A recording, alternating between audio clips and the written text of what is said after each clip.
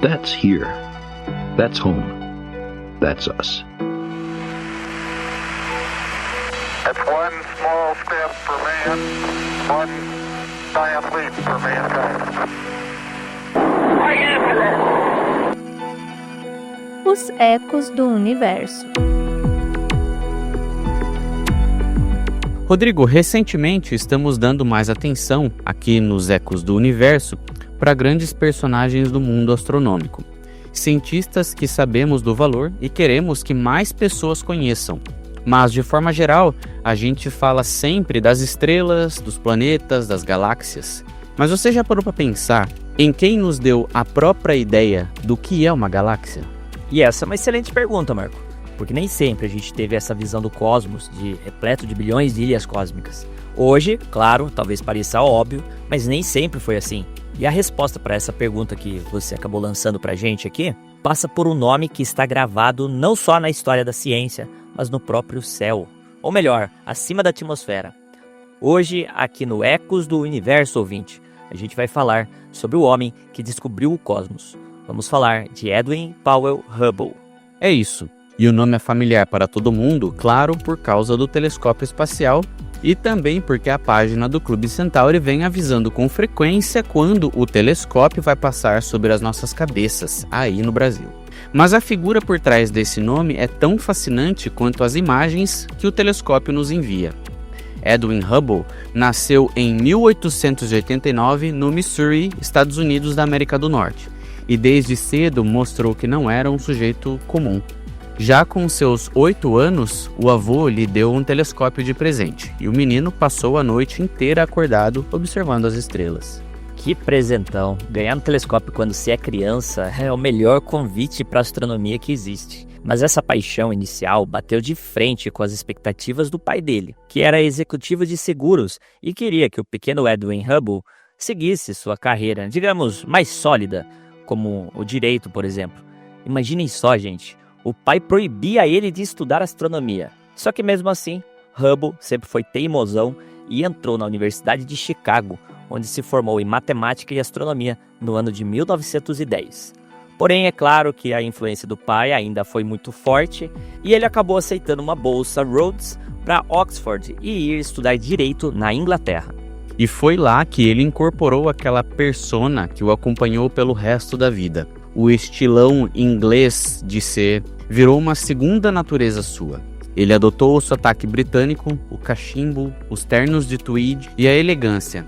E só voltou para os Estados Unidos em 1913, quando passou no exame da ordem e exerceu a advocacia em Kentucky por cerca de 1 ano.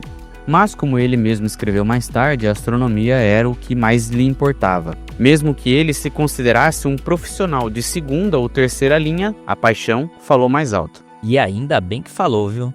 Mas antes de se dedicar de corpo e alma à ciência, ele ainda teve uma passagem curiosa pelo ensino médio. Ele foi contratado para dar aulas de espanhol, física e matemática, e ainda teve que treinar o time de basquete em Nova Albany, em Indiana. O anuário da escola foi dedicado a ele, o chamado Nosso Amado Professor.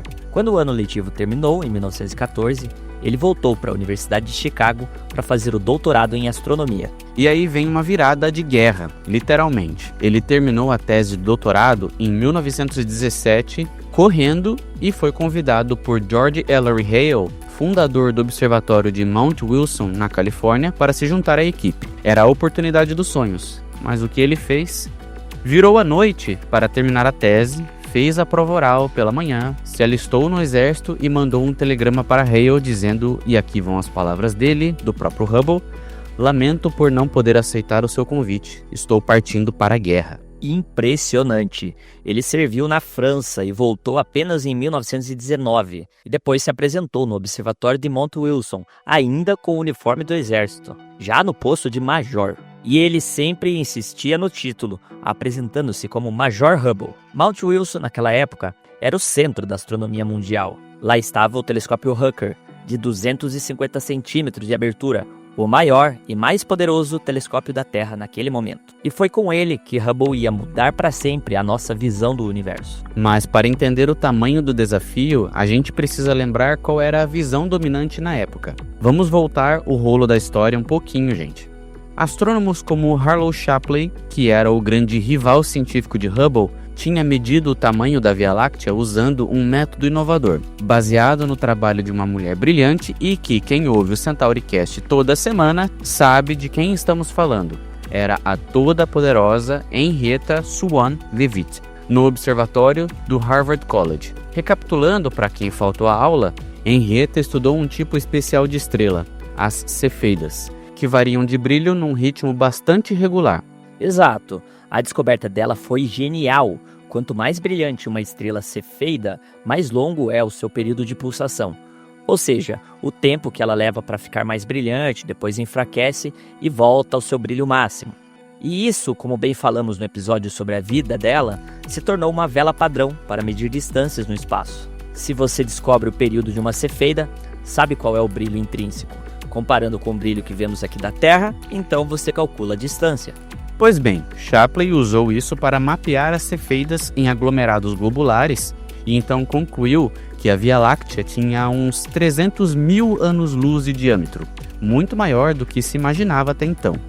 Guardem esse número, ouvinte. De novo, ele concluiu que a Via Láctea tinha 300 mil anos-luz de diâmetro. Bem, voltando, ele, como a maioria dos astrônomos da época, acreditava que a Via Láctea era o universo inteiro, sem essa de outras galáxias além das nossas, por aí com suas bilhões de outras estrelas.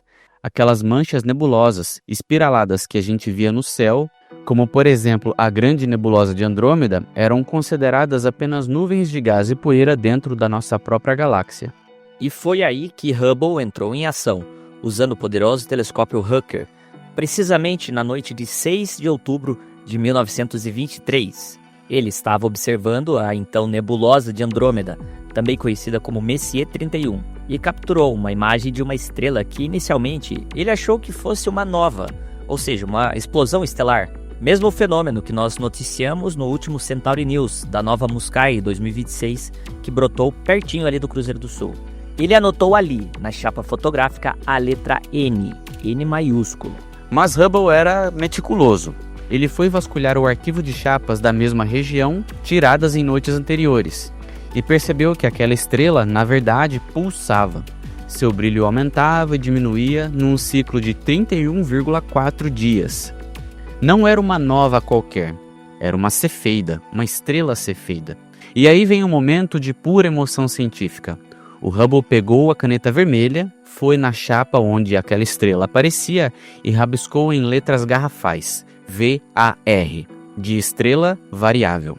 Esse foi um primeiro eureka registrado em filmes fotográficos da história da astronomia. Depois, com calma, ele corrigiu a anotação para Cepheid. Mas o que isso tudo significava? Bem, hoje é até bem simples. Através do método de Henrietta Leavitt, o Hubble pôde calcular a distância daquela cefeida. E o resultado foi estarrecedor, pessoal. A estrela estava a mais de 900 mil anos-luz de distância. E vocês se lembram qual era o tamanho da Via Láctea na visão do Shapley, que o Marco citou uns minutinhos antes aqui?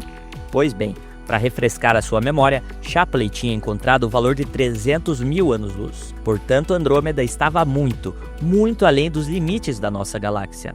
E não era uma nuvem de gás, era uma galáxia inteira, como um universo-ilha, como se dizia, contendo centenas de bilhões de estrelas, exatamente como a Via Láctea. Isso foi de explodir a cabeça, uma revolução completa, Rodrigo.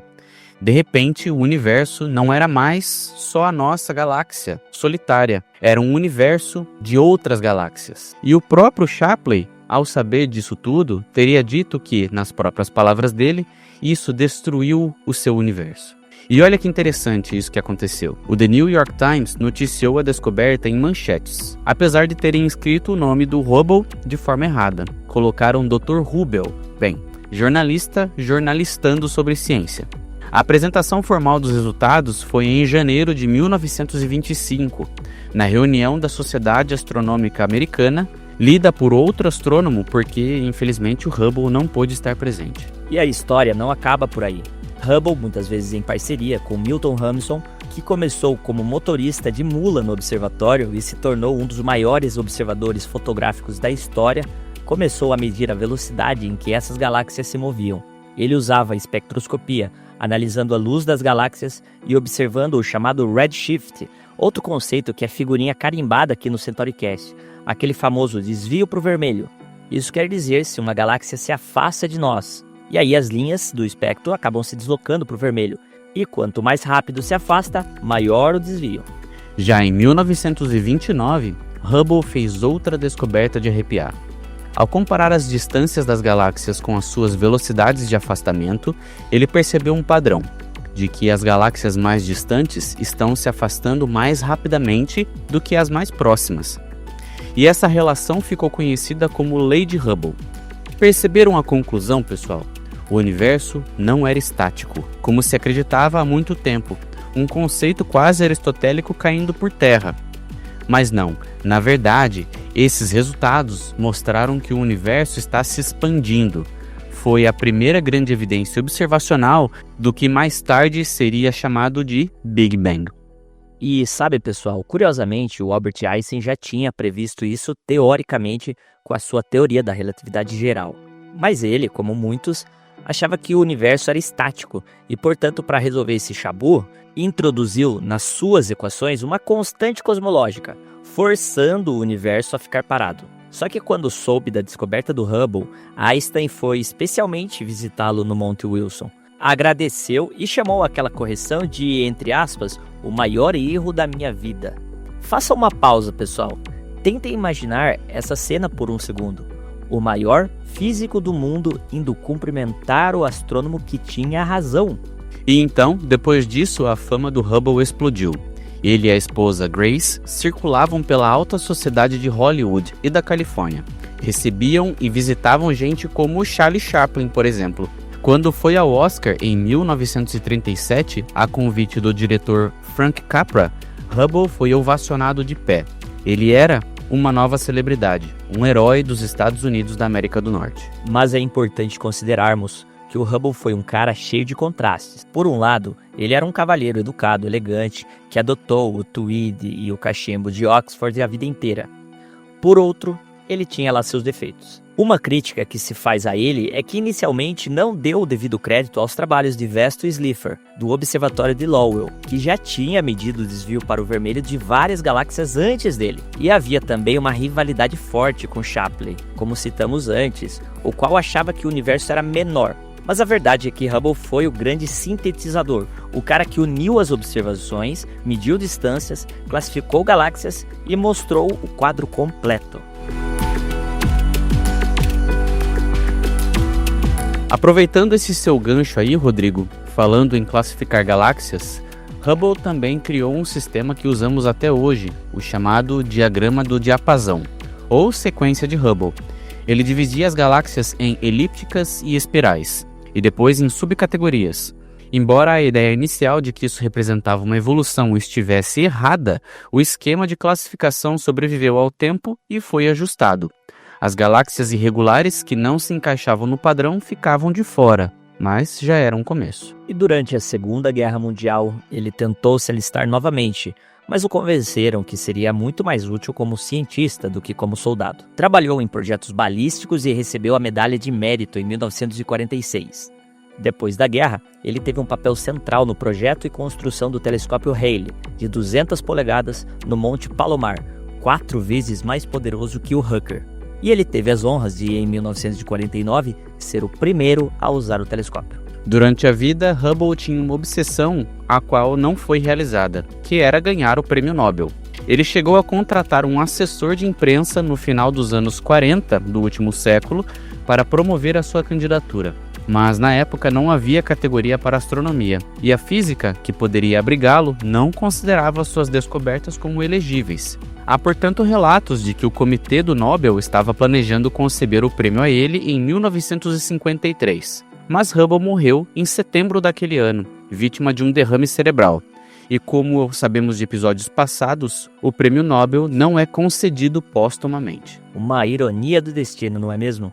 O homem que expandiu o universo não conseguiu o prêmio mais famoso da ciência. Mas, sinceramente, o legado dele é muito maior do que isso.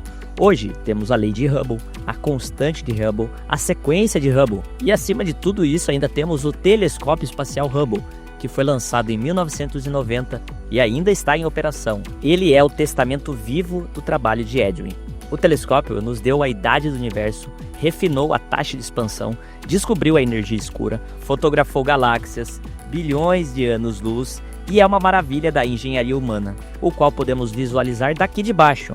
E o Clube Centauri sempre te diz quando vai passar por cima de nós, para você observá-lo com seus queridos e também contar mais sobre o homem a qual esse telescópio homenageia. E pensar que tudo começou com um garoto que ganhou um telescópio do avô e ficou acordado a noite toda. Mais de 100 anos depois, Hubble continua sendo uma marca tão poderosa quanto a Coca-Cola.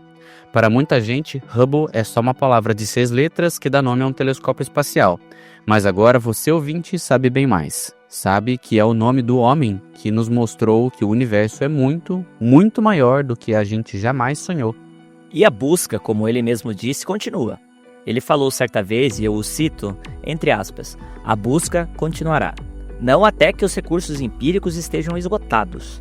Só então precisaríamos passar para os reinos dos sonhadores e da especulação. E no nosso ver aqui do Centauri, o Hubble, o telescópio no caso, tem exatamente esse espírito. E nós aqui do CentauriCast tentamos seguir adiante com essa busca junto a você, ouvinte. Uma última curiosidade, Rodrigo, antes de irmos embora. Em 2009, bons anos depois de sua morte, o astrônomo e astronauta John Grunsfeld, que também é poeta, levou cópias da chapa original do Hubble com o VAR, ou VAR, para o espaço, numa missão do ônibus espacial. A mesma chapa que revelou o universo. Não é poético? É, Marco. E pra gente encerrar esse Ecos do Universo, fica a imagem, um homem de tweed com seu cachimbo, olhando para o céu noturno de Monte Wilson. Talvez imaginando o que mais estaria lá fora.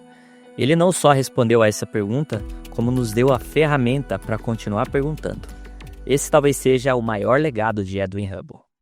Você acabou de ouvir o CentauriCast Entre as Estrelas.